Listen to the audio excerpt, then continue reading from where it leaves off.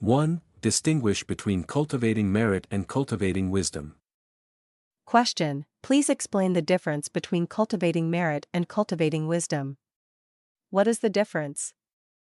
Answer: Cultivating blessings and cultivating wisdom are different in concept and in results. What is the difference in concept? As we see a poor person, moved with compassion, we seek to help them. From there, we give them money, possessions, etc. to give them food and warm clothes. That's when we start thinking about cultivating blessings. What about starting the thought of cultivating wisdom? When we think of going to the temple to learn and listen to Buddha's teachings, we immediately go.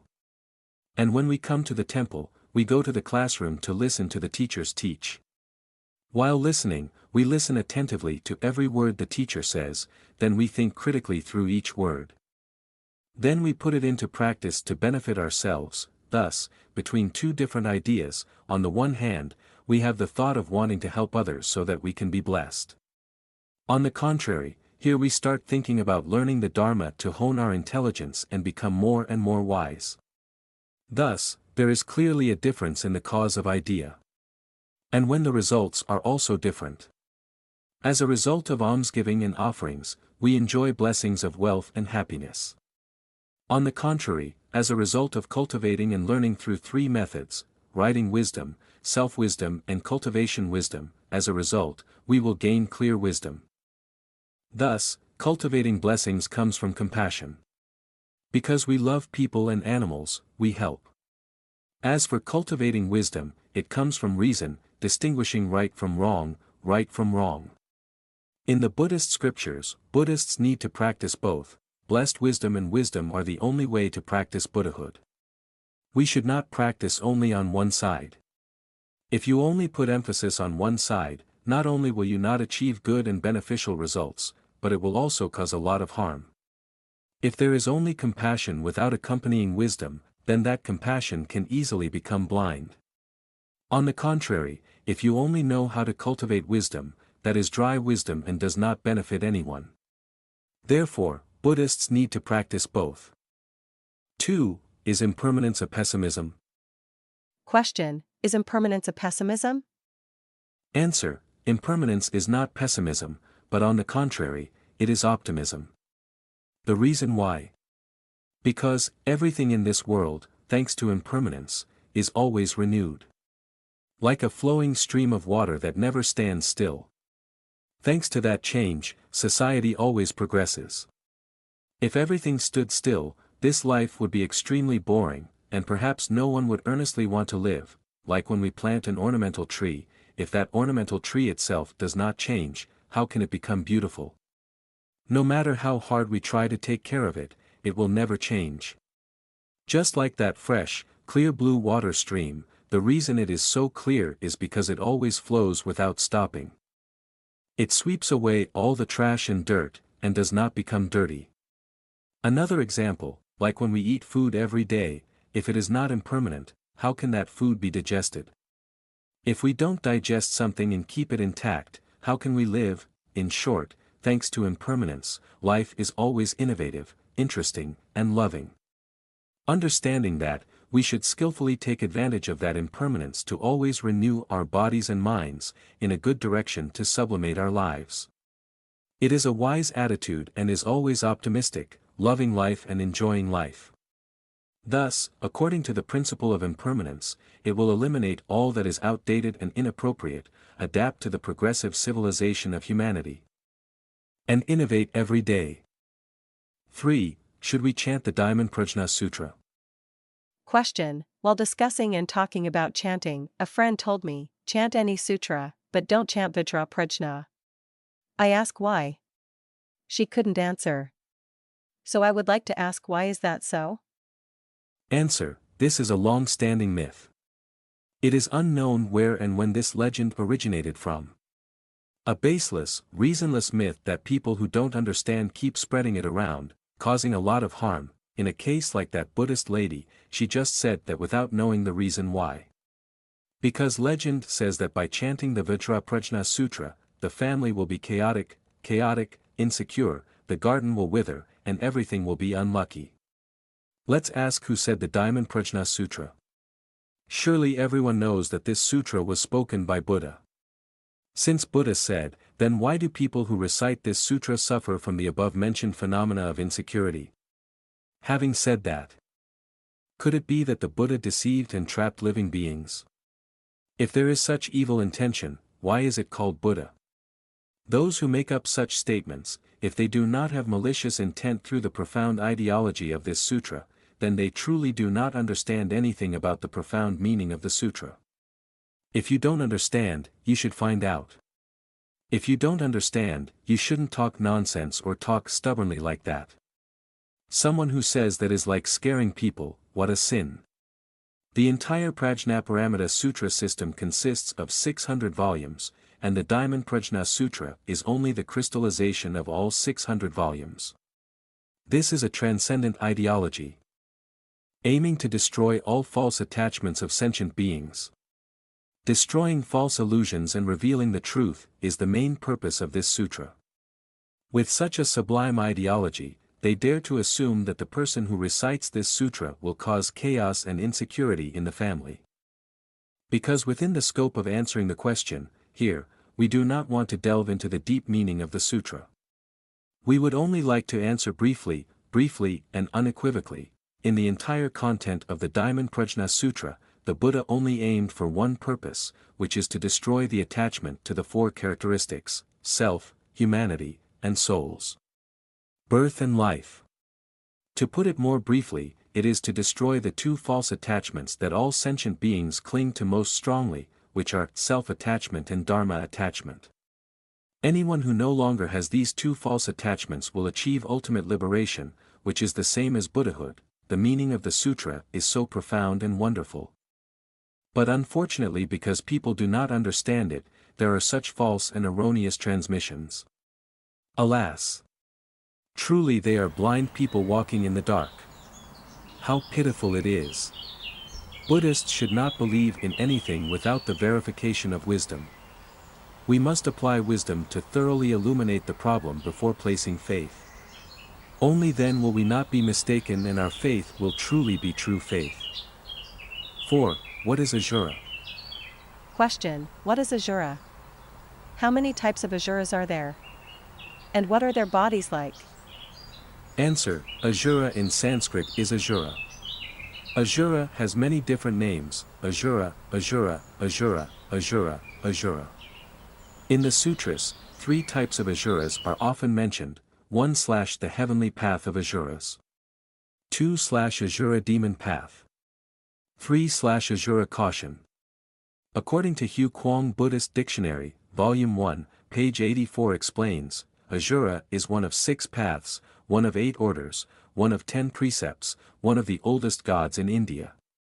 A type of warlike demon spirit, often considered an evil spirit and constantly fighting with Datik, hence the names Asura school, Asura battle, etc. According to the Asura 1 chapter in the Anguttara Sutra 3, Asura's body is 84,000 yojanas tall, and his mouth is 1,000 yojanas wide on each side.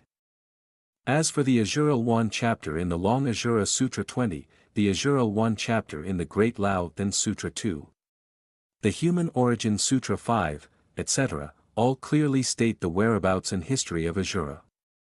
Regarding the karma of Asura, the sutras often point out 3 types of causes that cause sentient beings to be born in this category: anger, arrogance, and doubt. According to the Buddhist sutras, the chief singer of the different karma theory lists 10 causes that cause sentient beings to be born in the Asura species. 1. The body does small evil deeds. 2. The mouth speaks small evil words. 3. Small evil thoughts. 4. Generate arrogance. 5. Generate arrogance. 6. Start the mind to increase arrogance. 7. Generate great arrogance. 8. Generate evil pride. 9. Start a complacent mind. 10. Towards good roots. The image of Asura has many different theories. Some places say that Asura has 9 heads, 1,000 eyes, a fire-breathing mouth, 990 arms, 6 legs, and a body 4 times larger than Mount Meru. Some places say Asura has 1,000 heads and 2,000 arms, 10,000 heads, 20,000 hands, 3 heads, 6 arms. There are places that say, Asura has 3 blue-black faces, is angry, naked and has 6 arms. 5. 6 types of shock. Question: reading in the sutras, there is a place that says, when Shakyamuni Buddha was born, there were 6 types of shocks. I don't understand what these 6 shocks are. And if when Buddha was born, the whole earth was shaken like that, how could all humanity survive? So, what about Buddha's compassion? Answer: the 6 signs of vibration in Chinese characters are called the 6 types of vibration. Talking about these 6 types of shock, there are many different places in the sutra.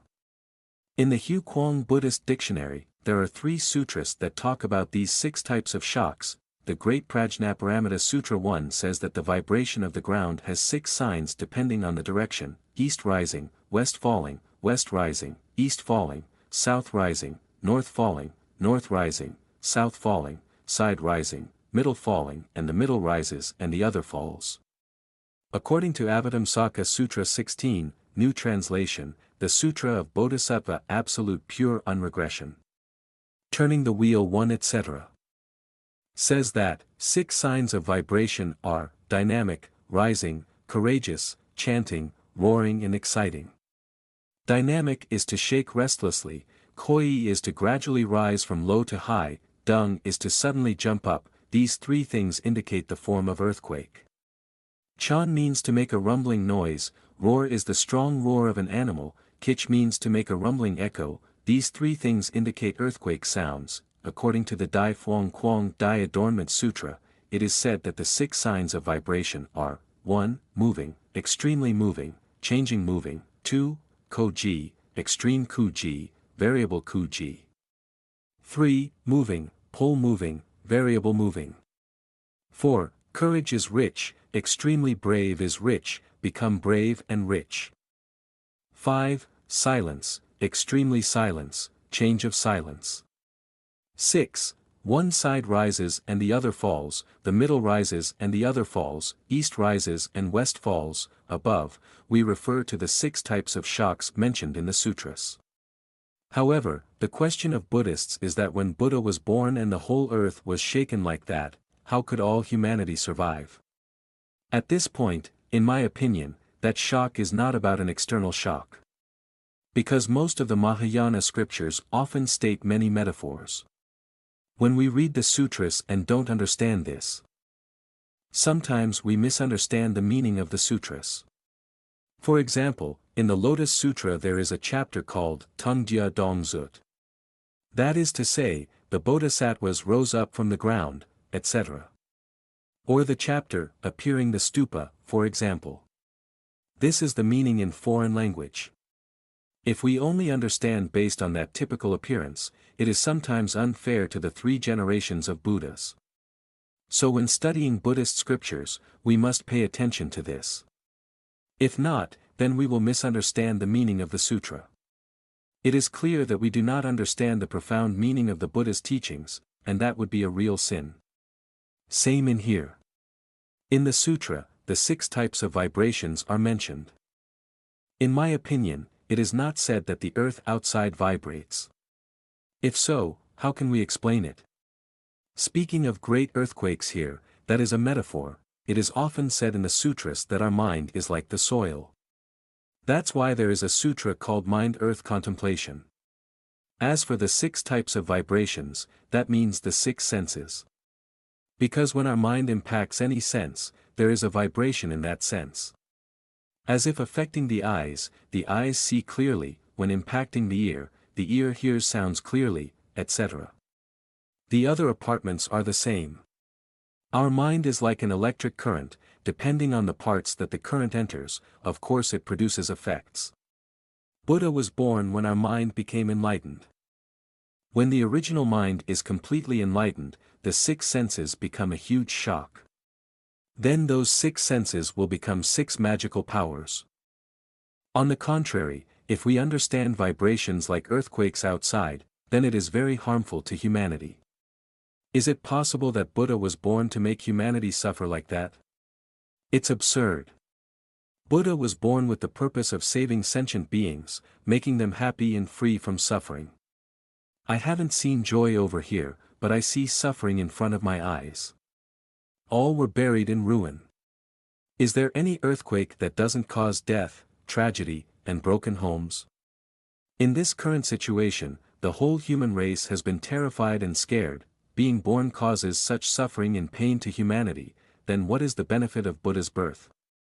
This is truly contrary to Buddha's compassion. Understood in the sense of external shock, it is truly unreasonable and very harmful to Buddhism. Saying this is just our shallow understanding. Of course, each person will have different opinions and understandings. However, any judgment must be based on reality, and in accordance with the truth to judge and interpret. 6. Meaning of prajna bell and drum. Question: every time the temple has a big ceremony, I often see monks and nuns ringing the bells and drums. I don't understand what it means to ring the prajna bell and drum. I respectfully request you to answer me. Answer: in Buddhism, each Buddhist instrument has a special meaning. The sound of drums or bells in meditation, when beaten, implicitly means to alert people to awaken and practice. Each thing when used, has its own formula. Prajnaparamita bells and drums are very important in Zen. The Prajnaparamita bell is often rung at special Dharma ceremonies, such as sermons, ordination, repentance, etc. And each time it is beaten, it is implicitly intended to invite the Buddha from above to prove it. At the same time, we welcome the Venerable Ones, and also let everyone pay attention and return to mindfulness. Specifically, the ceremony hour is important, regarding the correct way to play the Prajnaparamita bell and drum. The person playing it needs to follow the verse, Prajnaparamita assembly, 3 times, Dear Buddha, the mass of people recite the Prajnaparamita, the universal vow of the Dharma world equals sentient beings, enter the Prajnaparamita door. 3 times, if you want to ring the bell and drum of prajna correctly according to the above verse, the student needs to study directly with those who have already known it. The Prajnaparamita drum is usually only used by monks and nuns in the temple. If lay Buddhists want to learn how to fight, they need to go to the temple and ask monks and nuns to teach them. Regarding meaning, in addition to the echo of the drum to wake up visitors, it also conveys a special transcendent meaning. The purpose is to remind everyone that they need to equip themselves with sufficient wisdom and insight. Because wisdom is very important. No matter what method a practitioner practices, if he or she lacks guiding wisdom, it is considered that the practice does not have good results. If we do not have clear wisdom to distinguish between right and wrong and true and false, then while applying practice, we can easily be misled and go down the wrong path. Because prajna is so important, the patriarchs borrowed the form of a drum. So that when they beat it, they remind all monks and laity to always remember the prajna wisdom available within themselves. This Prajnaparamita wisdom is also called the wisdom of no master. But to realize this wisdom of no master, the practitioner needs to rely on the wisdom of having a master, that is, the wisdom that comes from learning from a teacher. Consciousness reminds us of our existing mind. In Buddhism, there are many formal means. At a lower level, when hearing the sounds of those Dharma objects, such as drums, bells, drums, etc., the listener quickly regains consciousness and tries to practice mindfulness. We must be diligent in doing good and avoiding evil, and should not create evil karma that would result in suffering. Therefore, when we go to the temple, whenever we hear the sounds of the above-mentioned things, we should immediately return to mindfulness. Or more specifically, we must always light the torch of mindfulness. To have wisdom, of course Buddhists need to learn and cultivate through the 3 subjects of literature, thought, and practice. Those are the 3 most essential wisdom lessons that Buddhists need to make an effort to study. Only then can we be worthy of being true Buddhists who study Buddhism. 7. One person practices the path of 9 profound advancements. Question: the saying, the path of one person and one person will rise, and 9 profound things will rise. If we say so, is it against the law of cause and effect? Please ask, What does this sentence mean? I would like to ask you to answer. Answer: there is nothing against the law of cause and effect. When people first hear this saying, it's easy to misunderstand. If not one person practices, the entire family of 9 generations will be promoted. The word ascension here, please do not be quick to understand it as referring to ultimate bliss or enjoying the realm of nirvana. If only one person knew how to practice, but everyone else in the family could reach the pure land or attain nirvana, how healthy and happy it would be. Understanding it like that is against the law of cause and effect. Because in this world, there is no such thing as one person eating while another is full. Everyone eats their fill, everyone learns and is literate. Everyone practices according to their own success, everyone practices according to their own attainment. The law of cause and effect is like that. The above statement, according to our understanding, implicitly says, if in the family there is a person who has become a monk and practices righteously, he can influence other relatives. This means that relatives will develop the mind to practice. Going through one life and many lives is like that. As in the case of Shakyamuni Buddha, he went through many lifetimes of practice. For every life he vowed to practice, there were relatives who made the commitment to practice. Until he became a Buddha, his relatives who were destined to follow him in the past were present in his teachings. And these people, practicing practice, are all liberated. More specifically, after becoming a monk and attaining enlightenment, he returned to the royal palace and was liberated by his relatives who followed him to practice. His influence is too great. He influenced others to develop the Bodhi mind towards good practice, so to speak of transcendence. Transcendent means overcoming an unwholesome mind to become a wholesome mind. To be more specific, it is to overcome the ordinary mind that creates evil karma, to transform into a holy and kind mind. Saying 9 mysteries is a way of speaking that goes through many lifetimes. Every generation in the family has someone who becomes a monk and practices, then other relatives develop the intention to practice. It means that when a practitioner is liberated, it has a strong impact, awakening many people and other relatives to turn towards moral practice, do good and avoid evil, etc. Understood like that, there is nothing contrary to cause and effect. Not only is it not against the contrary, it is also true according to the law of cause and effect. Because thanks to the image of a relative who practices virtuously, it influences and influences others to practice virtuously. That's a very real and good thing. That's how the Buddha moved his royal family, not that he used supernatural powers to bring his entire family to bliss or nirvana. Thanks to his image of liberation, it touched the minds of others to follow, and as a result, they also achieved liberation like him. That's what it means to say super ascend. 8. The issue of true belief and superstition. Question: Buddhists have taken refuge and followed the 5 precepts, so why do they still believe in fortune-telling and determining good and bad days and times, asking for tattoos, worshipping stars, etc.? Is that against the law of cause and effect? Answer: let me tell you right away that it is completely against the law of cause and effect. This is something that most of us Buddhists have trouble with. There are people who, although they have taken refuge in the 3 jewels, their evil seeds are still too deep, so it is difficult for them to completely abandon superstition. Regarding Buddhism, their faith is very thin. Furthermore, their study of Buddhism is not very extensive. Therefore, their belief in the principle of cause and effect is not solid. This is a common phenomenon that is so heartbreaking. There are many Buddhists who take refuge in the 3 jewels, but there are not many who believe deeply in the 3 jewels and understand the Buddha Dharma. Therefore, superstition still persists. This superstition is not only in the human world, but also exists in temples. That means, monks and nuns still watch the day, watch stars, guess hexagrams, etc. So, who can blame Buddhists? This bad situation is not recent, but it has existed for a long time. Superstition in Vietnam today is very common and causes serious harm. Even though venerable masters have practiced righteously, they have preached and urged Buddhists not to be blindly superstitious. If you put your trust in the wrong place, it will cause great harm. Not only does it harm you in this life, but it also lasts for many lives to come.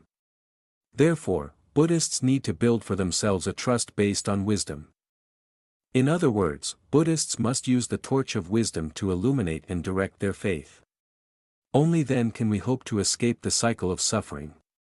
In the Amitabha Sutra, before entering nirvana, the Buddha kindly advised the bhikkhus that they should remember that after my nirvana, they should not look at the signs of good and bad, looking at the stars, looking at prosperity in decline, looking at dates to predict numbers, all should not be done.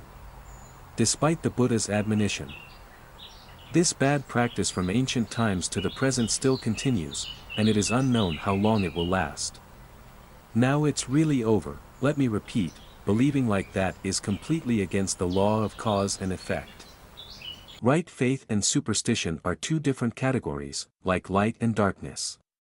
As long as there is light, there is no darkness. Whenever there is wrong view, there is no right view. Whenever there is superstition, there is no true faith. The same goes for the opposite. Buddhism is a religion of enlightenment, a religion that advocates right view and right faith. Buddhism never accepts wrong views or superstition. As Buddhists, whether ordained or lay, we have the duty to uphold the principle of cause and effect, and guide everyone on the right path to enlightenment. True to Buddha's teachings.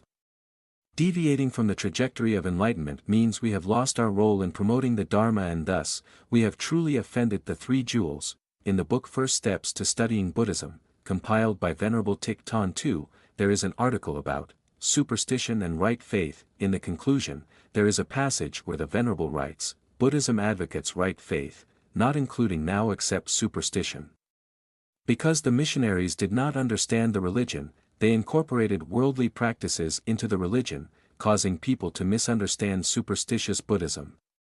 The nature of Buddhism is wisdom and enlightenment. How can it tolerate superstition? If people see that there are still superstitious phenomena in temples today, they will quickly criticize superstitious Buddhism. These are the injustices of Buddhism.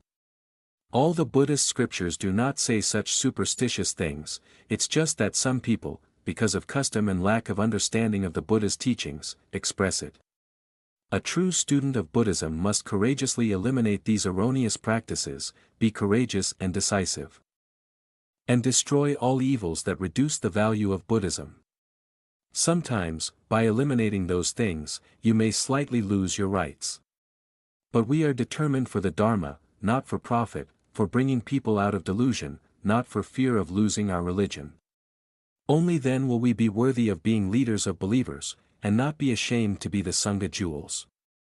9. During menstruation, should we chant and worship? Question: As women during menstruation, are we allowed to chant sutras and worship like normal days? Answer: Let me tell you right away that there is no obstacle at all. In Buddhist law, there is no prohibition against this. Because menstruation is a natural physiological phenomenon of women. That, no one wants that. It is a natural theorem that no woman can avoid. If so, why are Buddhists afraid? Buddhists should not be afraid of anything. Just fearing that Buddhists will relax and then give up their practice as excuses is something that is blameworthy and worth mentioning. Other than that, there's nothing to worry about. If we say that these are dirty excretions, then in the human body, are there any clean places in all the other excretions? Buddha taught that this body is inherently impure. Is it because of impurity that we abandon our practice? Furthermore, Buddhas, Bodhisattvas, and others do not have the discriminatory mind and attachment to dirt and cleanliness like us ordinary people. They always look forward to and encourage us to practice diligently. In that case, time for Buddhist practice is precious gold and silver. There is never a moment when I don't practice. It's the same whether you practice according to a schedule or without a schedule. As each day passes, our body declines and becomes old and weak. Sickness and death come to us without knowing when. I wonder how many people could have foreseen it, so, why don't we think about impermanence and speed and try our best to cultivate? Buddhists strive to practice, meticulously chant sutras. Worship, Buddhas, Bodhisattvas, and their endless love do not rebuke Buddhists for their impurity. For Buddhism, external dirt is insignificant, but the most significant is the dirt in our hearts. The impurities of afflictions, greed, anger, and ignorance are the things that deserve our attention and urgent concern to eliminate. Saying that, it doesn't mean we disregard the external aspect. But we must know which is important and which is secondary. Which one is the root, which one is the top. What is important, we must pay more attention to. That is the insight, skillful discrimination, of Buddhists in the field of practice. In short, Buddhists can rest assured that there is nothing to worry about. Buddhists continue to chant sutras and worship as usual. There is no such thing as sin. I just hope that Buddhists try to keep the normal chanting schedule. Well, the Buddhas and Bodhisattvas were very happy and praised the Buddhists for their diligent practice. Wishing Buddhists always be happy and always diligent on the path of meditation, praying that Buddhists quickly achieve enlightenment. 10. Can vegetarians use chicken eggs? Question: on fasting days, can we lay Buddhists eat eggs? I heard people say that chicken eggs that are not male can be eaten. If I eat it, will I be guilty? Answer: Northern Buddhism, Mahayana, advocates vegetarianism out of compassion and, moreover, to avoid retribution and revenge. Don't hurt the lives of other animals for your own life. If you say that being vegetarian is practicing, in my opinion, it is not entirely correct. Because, Theravada, Buddhism does not fast every day. Even Buddha and the saints who followed Buddha in ancient times were not vegetarian. They held alms bowls, everyone ate whatever they offered. Indian Buddhists during Buddha's time, they ate non-vegetarian food, not vegetarian food. So, are they not practicing vegetarianism if they are not practicing? Without cultivating, how could they become Buddhas and Arhats? But the thing is, they don't kill themselves.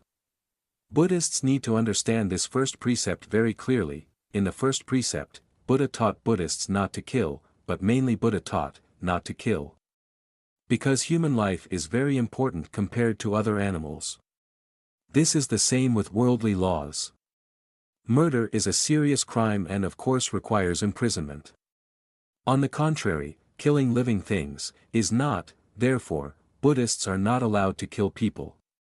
Avoiding killing humans is the basis, and from there it gradually descends to other small animals. The more you can avoid killing, the better. If you keep it absolutely, no one will keep it right. Even the monks and nuns in the temple cannot avoid it. Let's ask, when monks and nuns are sick, do they need to take medicine? If you drink it, you will kill many bacteria. So, in the end, no one can avoid it.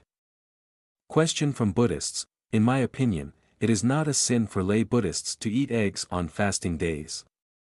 Why? Because chicken eggs don't have eggs. If there is no emptiness, there is no seed of birth. Without the germ of birth, how can there be killing? If there is a germ that we kill, it's a bit cruel. That is to say, those who practice the virtues of the world need to keep them in order to progress quickly to Bodhi. As for lay Buddhists, practicing according to the human vehicle, that is, following the form of precepts and keeping the 5 precepts, eating eggs that are not empty is truly not a sin. This, for immortal practitioners, is taboo. Because they practice Tien, they practice to make their body light.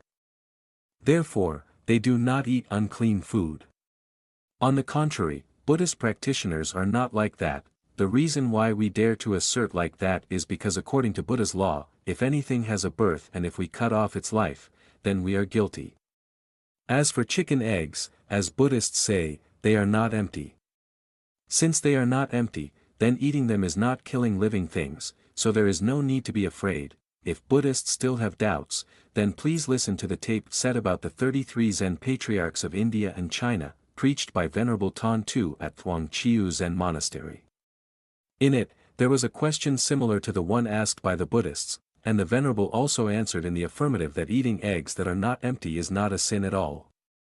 Buddhists can rest assured, if you like, just eat. I'm just afraid that eating too much will make me sick. Thank you for spending your valuable time on my channel journey to enlightenment. Wishing you a very peaceful and happy day. Don't forget to click like and subscribe to my support channel. See you in the next video.